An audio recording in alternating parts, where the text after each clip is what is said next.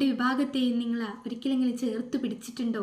നിങ്ങളുടെ ഉമ്മയെയും ഉപ്പയെയും നിങ്ങൾ ചേർത്ത് പിടിച്ചിട്ട് പറഞ്ഞിട്ടുണ്ടോ, എനിക്ക് ഈ ലോകത്ത് കിട്ടിയ ഏറ്റവും മനോഹരമായ ഗിഫ്റ്റാണ് ഉമ്മ അല്ലെങ്കിൽ ഉപ്പ നിങ്ങൾ എന്ന്? അല്ലെങ്കിൽ ഒരിക്കലെങ്കിലും നിങ്ങളുടെ ജീവിതത്തിൽ അവരെ കെട്ടിപ്പിടിച്ചൊരു മുത്തം നൽകിയിട്ടുണ്ടോ?